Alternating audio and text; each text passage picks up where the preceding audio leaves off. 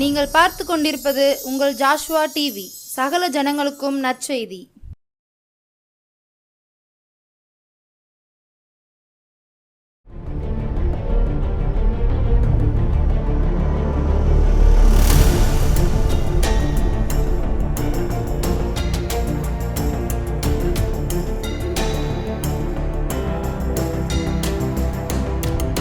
கிறிஸ்துவுக்குள் பிரியமானவர்களே, ஆண்டவராகிய இயேசுவின் நாமத்தினாலே உங்களை நான் வாழ்த்துகிறேன்.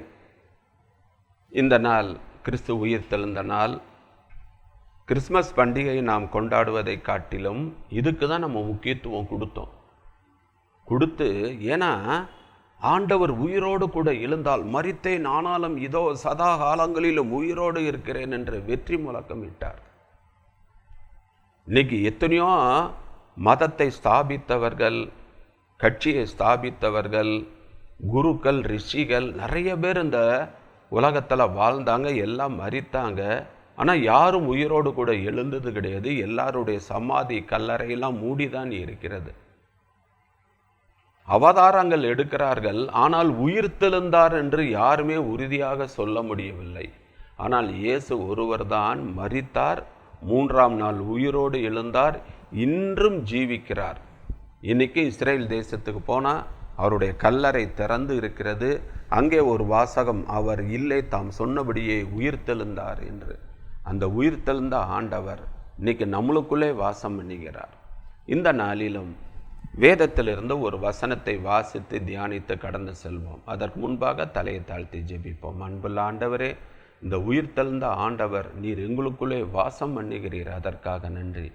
நீர் ஏன் உயிர்த்தெழுந்தீர், எதற்காக உயிர்த்தெழுந்தீர் என்பதை ஆவியானவர் வேத வசனங்கள் மூலமாக எங்களோடு கூட இடைப்பட வேண்டுமாறு ஜெபிக்கிறோம்.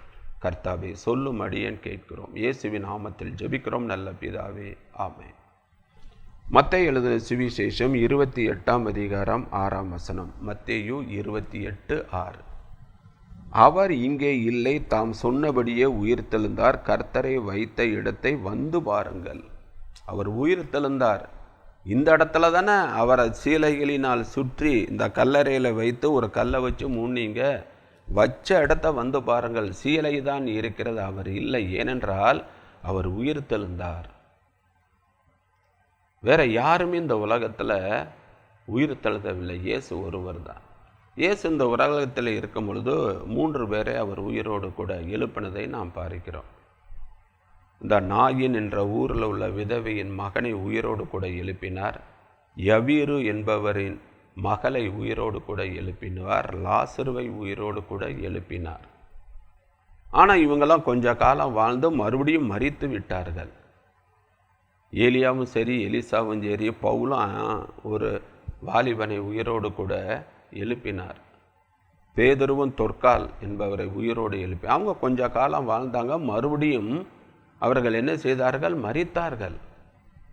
ஏனென்றால் ஒரு மனிதன் ஒரு தடவை பிறக்கிறான், ஒரு தடவை மரிக்கிறான், ஒரு தடவை அவன் எழுந்திருப்பான். உயிர்த்தெழுதல் அது அவனுக்கு நியமிக்கப்பட்டிருக்கிறது. இங்கு இயேசு ஒருவர் தான் மரித்தார், ஆனால் 3ஆம் நாளிலே உயிரோடு கூட எழுந்தார் என்று நாம் இங்கு பார்க்கிறோம். இங்கு கல் புரட்டப்பட்டுவதற்கு காரணம் என்ன? உள்ளே இயேசு இல்லை, அவர் உயிர்த்தெழுந்தார் என்று மற்றவங்களுக்கு தெரிவதற்காக தான் கல் புரட்டப்பட்டிருந்தது. கல்லறை இன்றும் திறந்து இருக்கிறது என்று நாம் பார்க்கிறோம். இயேசு நான் உயிர்த்தெழுதுவேன் என்று உலகத்தில் இருக்கும்போது 3 தடவை சொன்னார். மார்க் எழுதின சுவிசேஷம் 9ஆம் அதிகாரம் 31ஆம் வசனத்தில் கலிலேயாவில் வச்சு சொல்கிறாரு. மார்க் 8:31 பிலிப்பு செசரியா பட்டணங்களில் ஊழியம் செய்யும் பொழுதும் அவர் சொல்லுகிறார். மத்தேயு 20:17-19 வசனத்தில் அவர் எருசலேமுக்கு போகும் பொழுதும் சொல்கிறார். இதோ மனுஷகுமாரன் எருசலேமுக்கு போகிறார், மனுஷகுமாரன் பாவியல் கையில் ஒப்பு கொடுக்கப்படுவார், அவர் அவரை கொலை செய்து அவர் அடக்கம் பண்ணப்படுவார், 3ஆம் நாள் உயிரோடு கூட எழுந்திருப்பார் என்பதை 3 தடவை அவர் சொல்லுவதை பார்க்கிறோம். கிறிஸ்துவுக்குள் பிரியமானவர்கள், இயேசு உயிர்த்தெழ காரணம் என்ன? ரத்தம் சிந்துதல் இல்லாமல் பாவ மன்னிப்பு இல்லை. அது நாம் வேதத்தில் வாசிக்கிறோம். ஆண்டவர் ரத்தம் சிந்திச்சிட்டாரு, ஜனங்களுடைய பாவங்கள்லாம் மன்னிக்கப்பட்டது. உயிர்த்தெழ காரணம் என்ன? ஒரு சில வசனங்களில் நம்ம பார்க்க போகிறோம். தேவன் இயேசுவை ஏன் உயிரோடு கூட எழுப்பினார்? முதலாவதாக அப்போஸ்தலர் 10ஆம் அதிகாரம் 40ஆம் வசனத்தில் 3ஆம் நாளிலேயே தேவன் இயேசுவை எழுப்பி எல்லாருக்கும் பிரத்யட்சமாக காணும்படி செய்தார் என்று இங்கு தெளிவாக நாம் வாசிக்கிறோம். அப்போஸ்தலர் 10ஆம் அதிகாரம் 40ஆம் வசனம், 3ஆம் நாளிலே தேவன் அவரை எழுப்பி பிரத்யட்சமாக காணும்படி பிரத்யட்சமாக நேருக்கு இங்கே பாரு, நான் உயிரோடு கூட எழுந்துட்டேன். தோமாட்ட அவர் சொல்லவில்லையா, என் கையை தொட்டுப்பார், என் காலை பார், என் விழாவை பார், நான் உயிரோடு கூட இருக்கிறேன், நான் ஆவி கிடையாது. ஒரு ஆவிக்கு மாம்சமும் எலும்பும் இருக்காது, எனக்கு எல்லாம் இருக்கு, நான் உயிரோடு தான் கூட இருக்கிறேன்னு எல்லாருக்கும் முன்பாக. அதற்கு பின்பு பார்க்கிற 40 நாட்கள் இயேசு இந்த உலகத்தில் இருந்து அநேகருக்கு தம்மை பிரத்யட்சமாக வெளிப்படுத்தினார் என்று பார்க்கிறோம். அப்போ எல்லாரும் இயேசு உயிரோடு கூட இருக்கிறார் என்பதை காணும்படியாகத்தான் தேவன் இயேசுவை உயிரோடு கூட எழுப்பினார் என்று பார்க்கிறோம். சரி, இரண்டாவதாக ரோமர் 1ஆம் அதிகாரம் 5ஆம் வசனத்தை நீங்கள் வாசித்து பார்க்கும் பொழுது எல்லாம் எடுத்துக்கொள்ளுங்கள். ரோமர் 1ஆம் அதிகாரம் 5ஆம் வசனத்திலே ஏன் தேவன் இயேசுவை உயிரோடு கூட எழுப்பினார்? மாம்சத்தின்படி தாவீதின் சந்ததியில் பிறந்தவரும் பரிசுத்தமுள்ள ஆவியின்படி தேவனுடைய சுதனென்று மரித்தோரிலிருந்து உயிர் தெழுந்ததினாலே பலமாய் நிரூபிக்கிட்ட தேவனுடைய குமாரனாய் இருக்கிறார். ஏன் தேவன் இயேசுவை உயிரோடு கூட எழுப்பினார்னா, பலமாய் நிரூபிக்கப்பட்ட இவர் தேவனுடைய குமாரன். இனிமேலாவது நம்புங்கப்பா, அவர் தேவனுடைய குமாரன். ஒரு தேவனுடைய குமாரனை சிலுவையில் அறைகிறோம் என்று அவர்கள் உணராமல் இயேசுவை சிலுவையில் அறைந்தார்கள். அவங்க நினைப்பண்ண, இவன் மரியாளினுடைய குமாரன் அல்லவா, யோசேப்பின் குமாரன் அல்லவா, இவனுடைய சகோதரர்கள் சகோதரிகள்லாம் நம்மகிட்ட தானே இருக்காரு, இவன் எப்படி தேவனுடைய குமாரன் என்று சொல்லுவார்கள் என்று அவரை விசுவாசிக்கவில்லை. அப்போ மற்றவர்கள் இவர் தேவனுடைய குமாரன் என்று விசுவாசிப்பதற்காக தான் தேவன் இயேசுவை உயிரோடு கூட எழுப்பினார் என்று நாம் இங்கு பார்க்கிறோம். மார்க் 5:7 வாசிக்கும் பொழுது, அந்த கெதசரே நாட்டு கடற்கரையில் கால் வச்ச உடனே லேகியோன் பிசாசு வேகமாக ஓடி வந்து, உன்னதமான தேவனுடைய குமாரனே. அப்போ பிசாசுக்கு தெரியுது இவர் தேவனுடைய குமாரன் என்று. மத்தேயு 24:54 என்ன வாசிக்கிறோம்? 100க்கு அதிபதி நடந்த சம்பவங்களை எல்லாம் பார்த்து மெய்யாகவே இவர் தேவனுடைய குமாரன். அப்போ இவங்கெல்லாம் தேவனுடைய குமாரன் என்று இயேசுவை விசுவாசிக்கும் போது இந்த ஜனங்கள் விசுவாசிக்கவில்லை. அதனால தான் அவர் உயிரோடு கூட எழுப்பி நிரூபிக்கப்பட்டாயிற்று இவர் தேவனுடைய குமாரன் என்று. சரி, அடுத்ததாக அவர் எழும்ப காரணம் என்ன? அப்போஸ்தலர் 3ஆம் அதிகாரம் 26ஆம் வசனத்தை வாசித்து பார்ப்பீர்கள் என்றால், அவர் உங்கள் எல்லாரையும் உங்கள் பொல்லாங்குகளிலிருந்து விலக்கி உங்களை ஆசீர்வதிக்கும்படி தேவன் தம்முடைய பிள்ளையாகிய இயேசுவை எழுப்பி. ஏன் இயேசுவை எழுப்புறாருன்னா, 2 காரியம். பொல்லாங்குகளிலிருந்து நம்மளை விடுவிக்கவும் நம்மளை ஆசீர்வதிப்பதற்காக தான் தேவன் இயேசுவை 3ஆம் நாளிலே உயிரோடு கூட எழுப்பினார் என்று பார்க்கிறோம். மார்க் 7ஆம் அதிகாரம் 21 முதல் 23 வரை வாசித்து பார்த்தீர்கள் என்றால், பொல்லாங்கான காரியம் 23 காரியங்களை அங்கு சொல்லப்பட்டிருக்கிறது. இந்த பொல்லாங்குகளிலிருந்து தேவன் நம்மளை விடுவிப்பதற்காக ஃபர்ஸ்ட், 2வது நம்மளை ஆசீர்வதிப்பதற்காக தேவன் இயேசுவை உயிரோடு கூட எழுப்பினார் என்று பார்க்கிறோம். எபேசியர் 6ஆம் அதிகாரம் 16ஆம் வசனத்தில் பொல்லாங்கன் ஈகின்ற அக்னியாஸ்திரம், பொல்லாங்கனாகிய பிசாசு ஒரு மனிதனை எப்படி தேவனை விட்டு விலக வைக்கிறான், எப்படி சோர்ந்து போக பண்ணுகிறான், ஆண்டவருக்கு விரோதமாக செயல்பட எப்படி வைக்கிறானா, ஃபஸ்ட்டு பணத்தை கொடுப்பானா. அந்த பணமும் கர்த்தர் கொடுத்தார், இது என் கையில் ஒன்றும் இல்லை அப்படின்னு அவன் அதில் நம்பிக்கை வைக்க மாட்டான். 2வது ஒரு அக்னியாஸ்திரம் புகழை கொடுப்பான். உன்னால தான் இத்தனை பேர் ரட்சிக்கப்பட்டாங்க அப்படி இப்படின்னு. எல்லாம் என் கையில் ஒன்றும் இல்லைங்க, எல்லாம் ஆண்டவருடைய கிருபைங்க அப்படின்னு சொல்லி அதிலிருந்தும் அவன் என்ன செஞ்சிடறான், விடுவிச்சிடறான். மூன்றாவதாக ஒரு அக்னியாஸ்திரம் எய்வான். அது என்னன்னா சோர்வு. இதில் நிறைய பேர் விழுந்து போய் விடுகிறார்கள்.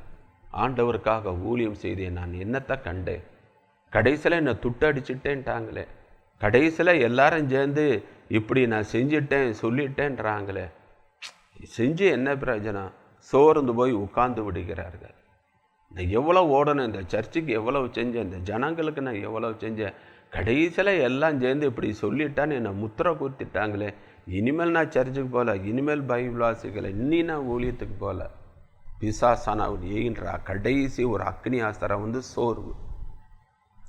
அந்த அக்னியாஸ்திரங்களை அவிழ்த்து போடத்தக்கதாக தேவன் இயேசுவை உயிரோடு கூட எழுப்பி நம்மளுக்கு பலத்தை கொடுத்து அதை அவிழ்த்து போடக்கூடிய கிருபைகளை கொடுக்கிறார். பொல்லாங்கன் ஏகின்ற அக்னியாஸ்திரங்களை அவிழ்த்து போடத்தக்கதாக தேவன் நம்மளுக்கு கிருபை அளிக்கிறார். அப்போ இந்த காரணங்களுக்கெல்லாம் தேவன் இயேசுவை உயிரோடு கூட எழுப்புவதை பார்க்கிறோம். நாம் ஆசீர்வதிக்கப்படணும். இன்றைக்கி நம்ம சொல்லுமில்ல, காட் பிளஸ் யூ அப்படின்னு மற்றவங்களை ஆசீர்வதிக்கிறோம். ஊழியக்காரங்க, போதகர், பாஸ்டர்ஸ் எல்லாம் நம்மளை ஆசீர்வதிப்பதை பார்க்கிறோம். நம்மளும் காட் பிளஸ் யூ அப்படின்றோம்.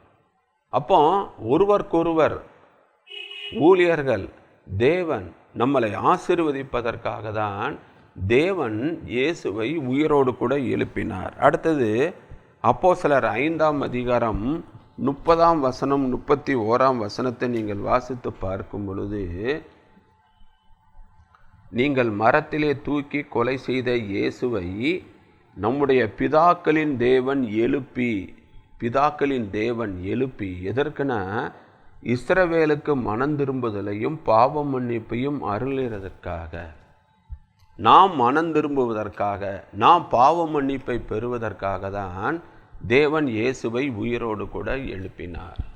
இன்றைக்கும் பாருங்கள், எவ்வளோ பெரிய பாவியாக இருந்தாலும், எவ்வளோ பெரிய கொலைகாரனாக இருந்தாலும் இயேசுவிடம் அப்பா என் பாவங்களை மன்னிங்கப்பான்னு சொல்லும் பொழுது அவருடைய இரத்தம் அவங்களை கழுவி சுத்திகரித்து அவன் நீதிமானாக்கப்படுகிறான். அவனுக்கு பாவ மன்னிப்பு கிடைக்கிறது. அவன் மனம் திரும்பி விட்டான். எனக்கு தெரிந்த தூத்துக்குடியில் ஒரு சகோதரன் உண்டு. 16 கொலைகளை செய்தவன், ஜெயிலே அடைக்கப்பட்டவன். ஜெயில் ஊழியத்தில் அவன் தொடப்பட்டு ரட்சிக்கப்பட்டு நன்னடத்தை மூலமாக அவன் வெளியே வந்து ஞானஸ்தானம் எடுத்து தன்னுடைய பெயரை மாரியப்பன் என்ற பெயருக்கு முன்னாக மார்க்கு என்று சேர்த்து மார்க்கு மாரியப்பன் என்ற பெயரோடு ஊழியம் செய்து கொண்டு வந்ததை நான் கேள்விப்பட்டேன். ரட்சிக்கப்படுவதற்கு முன்பாக அவனுடைய மனைவியை இங்கே பாரு கொலகாரம் கொண்டாட்டின்னு தான் சொன்னாங்க. பையனை இங்கே பாரு கொலகாரம் அவன் போகிறேன்னு தான் சொன்னாங்க. என்னைக்கு ஆண்டவருடைய இரத்தத்தால் கழுவப்பட்டு பாவம் மன்னிப்பு எடுத்து அவன் ஞானஸ்தானம் பெற்று ஊழியம் செய்தானோ, அவன் ஊழியக்காரரின் மனைவி, ஊழியக்காரருடைய பையன் ஐயா தோத்திரம் கையெடுத்து கும்பிட்டார்கள். பாருங்க, இயேசுவை உயிரோடு கூட எழுப்பினதுனால தான் அவருக்கு பாவ மன்னிப்பு கிடைச்சது. அது மட்டுமல்ல, அவன் மனம் திரும்பி ரட்சிக்கப்பட்டு ஊழியம் செய்தான் என்று பார்க்கிறோம். இன்னைக்கு எப்பேற்பட்ட பாவியாய் இருந்தாலும் சரி, இயேசுவண்டை வரும் பொழுது, அவருடைய ரத்தம் நம்மளை கழுவும் பொழுது நாம் மனம் திரும்புகிறோம், நாம் ரட்சிக்கப்படுகிறோம். கிறிஸ்துவுக்குள் பிரியமானவர்களே, கடைசியாக அப்போஸ்தலர் 13ஆம் அதிகாரத்தில் ஒரு வசனத்தை வாசிக்கிறோம். தேவன் இயேசுவை ஏன் உயிரோடு கூட எழுப்பினார்? அப்போஸ்தலர் 13:33. இயேசுவை எழுப்பினதினாலே தேவன் நம்முடைய பிதாக்களுக்கு அருளி செய்த வாக்கு தத்தத்தை அவருடைய பிள்ளைகளாகிய நமக்கு நிறைவேற்றினார் என்று நாங்களும் உங்களுக்கு சுவிசேஷமாய் அறிவிக்கிறோம். பழைய ஏற்பாட்டில் பிதாக்களுக்கு கொடுத்த அந்த வாக்கு தத்தங்கள்லாம் நம்மளுக்கு நிறைவேறுவதற்கு தேவன் இயேசுவை உயிரோடு கூட எழுப்பினார். நீங்கள் கலாத்தியர் 1ஆம் அதிகாரத்தில் நீங்கள் நல்லா வாஸ்து பார்த்தீங்கன்னா அங்கே தெளிவாக சொல்லப்பட்டிருக்கிற ஒரு காரியம். நீங்கள் எல்லாரும் நீங்கள் கலாத்தியர் 1ஆம் அதிகாரத்தை நீங்கள் எடுத்தீங்கன்னா, கலாத்தியர் 1ஆம் அதிகாரம்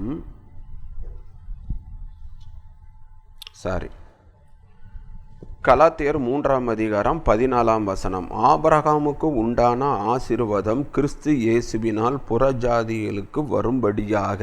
பார்த்தீங்களா, புறஜாதியாகிய நம்மளுக்கு ஆபிரகாமுடைய ஆசீர்வாதம் வரும் என்று பார்க்கிறோம். 27, 28, 29 வாசிக்கிறோம். உங்களில் கிறிஸ்துவுக்குள்ளாக ஞானஸ்தானம் பெற்றவர்கள் எத்தனை பேரோ அத்தனை பேரும் கிறிஸ்துவை தரித்து கொண்டிருக்கிறீர்களே. நீங்கள் கிறிஸ்துவனுடையவர்களானால் ஆபிரகாமின் சந்ததியாராகவும் வாக்கு தத்தத்தின்படி சுதந்திரராகவும் இருக்கிறீர்கள். பார்த்தீங்களா, இயேசு கிறிஸ்துவினாலே நாம் ஞானஸ்தானம் பெறும் பொழுது ஆபிரகாமுக்கு உண்டான அந்த வாக்கு தத்தம், பழைய ஏற்பாட்டில் உள்ள பரிசுத்தவான்களின் ஆசீர்வாதம் இயேசு கிறிஸ்துவினாலே நம்மளுக்கு கிடைக்கிறது. பாருங்க, இன்னைக்கு என் சமூகம் உன் முன்பாக செல்லும் என்று ஆண்டவர் யாருக்கு கொடுத்தார்? மோசேக்கு. பயப்படாதே, நான் உனக்கு துணை நிற்கிறேன் என்று யோசுவாக்கு கொடுத்தார். நீ போகும் இடமெல்லாம் உன் தேவனாய கர்த்தர் உன்னோடு கூட இருக்கிறார் என்று யோசுவாக்கு கொடுத்தார். அப்போ ஆபிரகாம், ஈசாக்கு, யாக்கோபு இவங்க கொடுத்த அந்த வாக்கு தத்தங்கள்லாம், ஏசாயா தீர்க்கதரிசி மூலமாக கொடுத்த அந்த வாக்கு தத்தங்கள்லாம் இயேசு கிறிஸ்துவினாலே நாம் இன்னைக்கு பெற்றுக்கொண்டு இருக்கிறோம், சுதந்திரிக்கிறோம். இன்னைக்கு நம்ம ஊருக்கு போகும் பொழுது, ஆண்டவரே உம்முடைய சமூகம் முன்பாக செல்லட்டும், ஆண்டவரே நான் உன்னோடு கூட இருப்பேன் என்று சொன்னீர்ல, ஆண்டவரே போகுமிடமெல்லாம் உன் தேவனாய கர்த்தர் உன்னோடு கூட இருப்பார் என்று பாருங்க. இன்னைக்கு பழைய ஏற்பாட்டு வசனங்களெல்லாம் சொல்லி சொல்லி நாம் ஜெபிக்கிறோம். நீங்கள் சொன்னீங்களே. ஆமாம், பழைய ஏற்பாடில் அவங்களுக்கு சொன்னேன். ஆனால் இயேசு கிறிஸ்துவினாலே ஞானஸ்தானம் நாம் எடுத்ததுனாலே அந்த வாக்கு தத்தங்கள்லாம் அவங்களுக்கு கொடுக்கப்பட்ட அந்த ஆசீர்வாதங்களை எல்லாம் இன்னைக்கு நாம் பெற்றுக்கொண்டு இருக்கிறோம். இதை விட ஆசீர்வாதம் வேற என்னங்க வேணும்?